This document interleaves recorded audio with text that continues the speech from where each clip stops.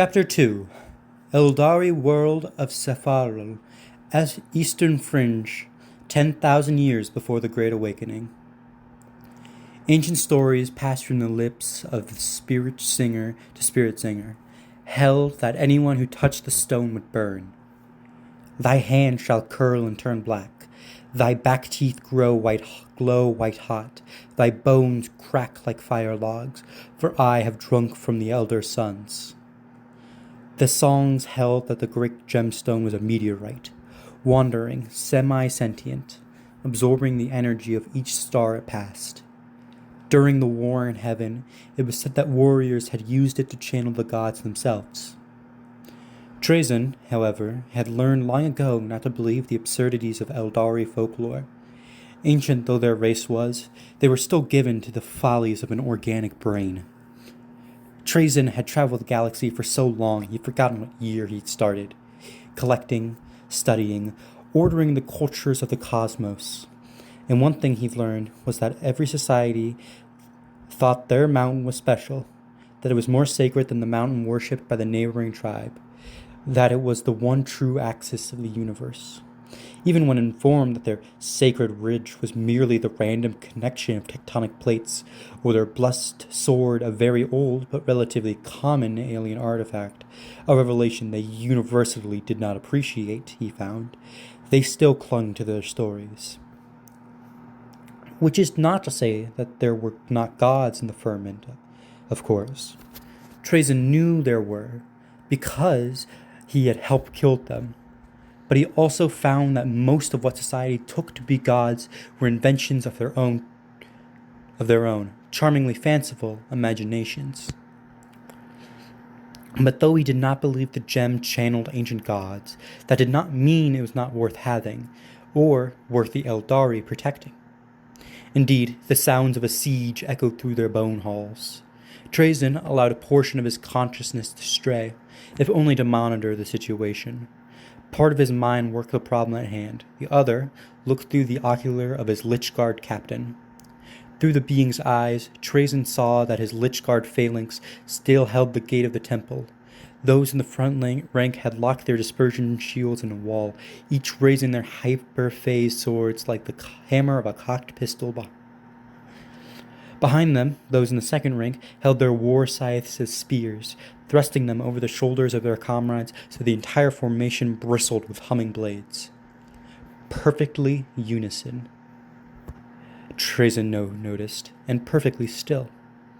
Exodite bodies littered the steps before them, feather-adorned mesh armor split with surgical straight lines, limbs and heads detached. His olfactory sensors identified particles of cooked mussels in the air. Another attack was massing. In the garden plaza before the temple, where 5 dirt streets converged, Eldari exodites filtered between decorative plants and idols carved from massive bones. In the distance, he could see the lumbering forms of a great lizard, long-necked and powerful, with twin prism cannons slung on its humped back. Trazyn marked it as a target for the 2 doom scythes flying a support pattern overhead. Shuriken rounds swept in, rattling the Necron shields like sleet on a window pane. One disc sailed into the ocular cavity of a Lychguard and lodged there, bisecting the grim fire of his eye. The warrior did not react, did not break formation. With a sheik of protesting metal, the living alloy of his skull formed the monomolecular disc free, and it fluttered to steps like falling leaves. Trazyn looked at the pattern of it through the captain's vision, circular with double spiral channels, a common Eldari design, not worth acquiring. He sensed a change in the air and looked up to see the first doom scythe streaking down in an attack run. At the last moment, the great lizard heard it, rotating around its serpentine head to stare at the incoming comet. A beam of white-hot energy lanced from the doom scythe's fuselage, tracing a line of flame through the lush undergrowth. It passed through the creature's long neck, and the top third of it fell like a cut tree branch. The great body staggered, heeled, stayed upright. Then the next doom scythe lanced it through the midsection and set off the payload on its prism cannons. Cascading detonations tore the creature apart. The purple energy blast throwing the weapons crew hundreds of cubits away. Pity, Trazen thought, as he watched the carcass burn. I wanted one of those. But he had no time for such side projects. Conch shells sounded across the rainforest-girdled spires of the city, and already he could see more great lizards lumbering towards the temple. One rotated a twin-barreled shuriken cannon towards the sky and began spitting fire at the retreating scythes. Though they were primitives, once the Ixodites marshaled their numbers, his small acquisition force would be overwhelmed. Sephiroth was awakening to defend its world spirit. Trazen left his Lich-Guard captain's body, rejoined his consciousness, and focused on the task at hand. Before him stretched a long, wraith-bone corridor, likely scavenged from whatever craft world these fundamentalists had used to begin their self-imposed exile. Bas-relief carvings depicted the society's exodus, fashioned from the bones of the great lizard decorating these walls. Trazen had been scrying for traps, detecting pressure plates, and a huge mechanical fulcrum hidden in the masonry. Beyond that waited the cyclopean gates of the inner chamber. He finished his calculations and saw the way through. Trazen picked up his emphatic obliterator and strode into the corridor. Eye holes in the bas-relief coughed, sending clouds of bone darts clattering off his necrodermis. Trazen snatched one out of the air and analyzed the tip. An exotic poison derived from a local marine invertebrate, unique to this world. He slipped it into a dimensional pocket and continued forward, sensing a stone shift and sink beneath him. A piece of masonry, hammer-shaped and weighing 6 tons, swept down at him like a pendulum. Trazen waved at it without stopping, the stasis projection from his palm emitter halting its progress mid-swing.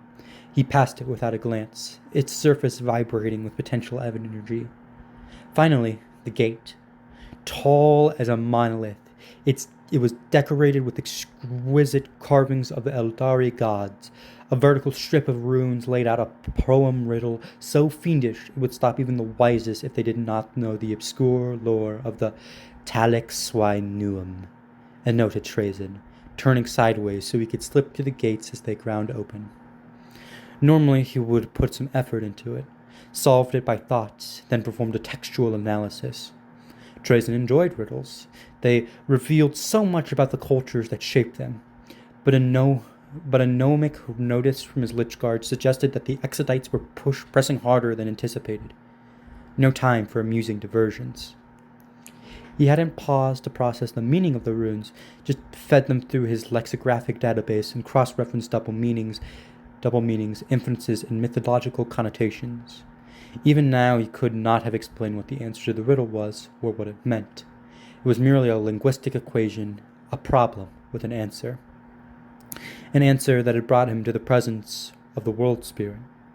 The chamber swept around him like a cavernous grotto, its upper reaches lost in the echoing vaults of the ceiling. His metal feet sounded off a causeway, its wraith bone marbled with veins of gold.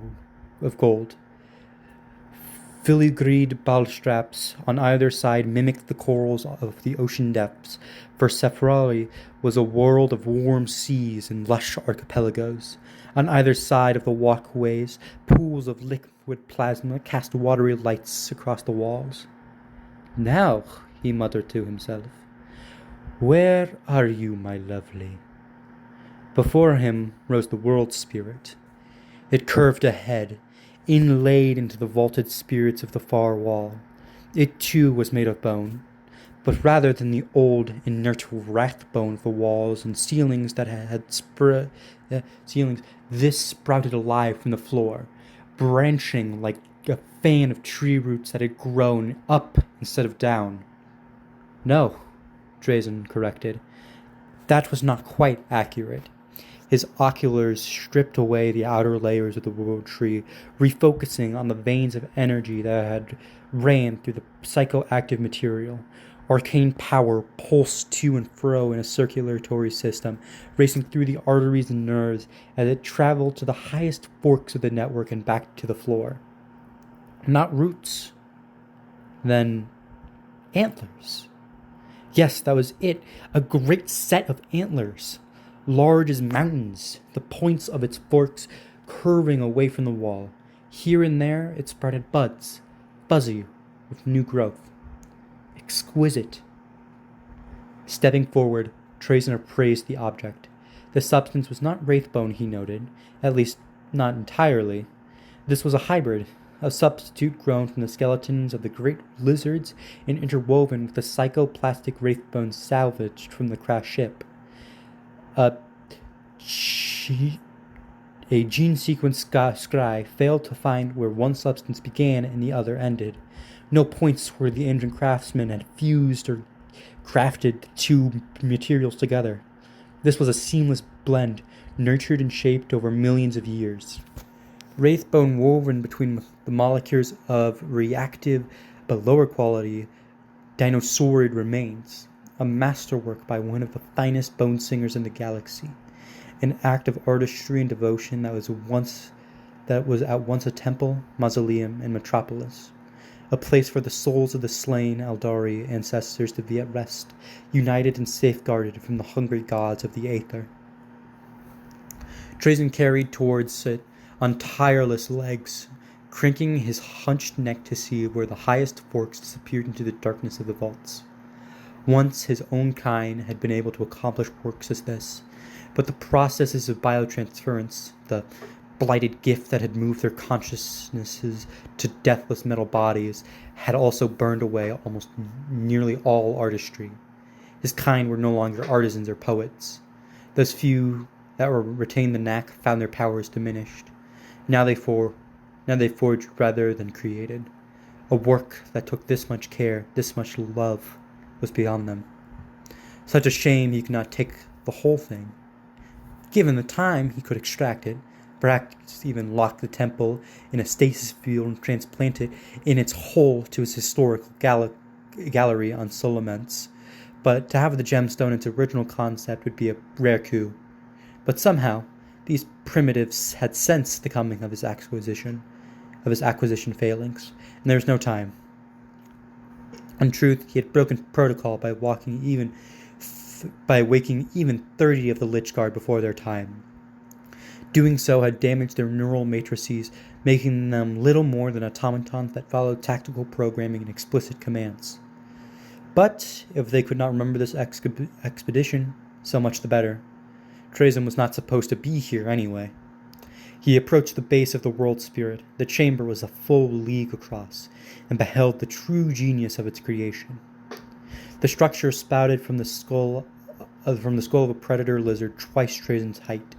Its lower jaw removed, and a sickle-like upper teeth buried in the wraithbone floor. A glow like the orange light cast by wind-stoked embers emanated from the cavities of the creature's eye sockets. Trazen's vision stripped away layers of bone, and he saw the gemstone embedded in the predator's fist-sized brain cavity. A carnosaur. Astonishing. He brushed a metal hand over the skull's cranium, an emitter in the palm casting an electromagnetic radiation through its core. It was old, older than he had thought possible. Indeed, perhaps Trazen should have tempered his dismissal of Eldari tales, for it was indeed a meteorite, and one of extreme antiquity and an unknown makeup. He reviewed the spectromic divination results manually to confirm its findings. Given the age of the components, their degradation, and the style on the beam-cut faces of the gem, it was entirely possible that it dated from the war in heaven. A delicious shiver passed through Trazen's circuitry. "Well met, my dear," he said, his cooling tone offset by the howling echo of his vocal emitters. It is not so often that I meet a thing as old as I am. He was so entranced, in fact, that he did not see the dragon riders coming. His deep focus tended to dim his circuit spectrum protocols, and the beast's footfall had been masked via training in sorcery. And for all his inputs, scryers, protocols, and diviners, the moments of the Imperium were muffled in his senses. When it came to warp sorcery, he was like a deaf man at a dinner table, able to make out words through dampened sounds and lip reading, but unable to even notice the voices behind his back.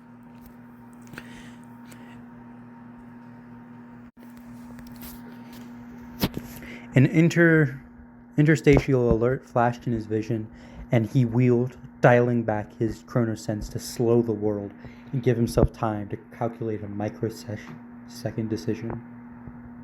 Scales, claws, and sawtooth fangs were about to break down on him like a wave. 20 cavalry riding knee to knee in tight formations, raked bone lances braced tattooed squirrels and arrow-tipped sharp faces. Scrimshaw charms dangled from the halters of the raptors' mounts, each leather harness crisscrossing a scaled snout that ended in flared nostrils and hooked teeth. The raptors, underwater slow in Trazyn enhanced visions, swung their avian frames low, shifting weight to their bunched haunches in preparations for a final lunge. One lance came at him directly. Its tip looked like a circle in his vision. Minimal options, none attractive, but his proximity to the world spirit had at least given him a moment to act as they pulled their charge, afraid of smashing into their venerated ancestral tomb. Trazyn slid left past the first lance tip. Before the warrior could swing the long weapon around, Trazyn gripped the haft and tore the tattooed aspect warrior from his saddle.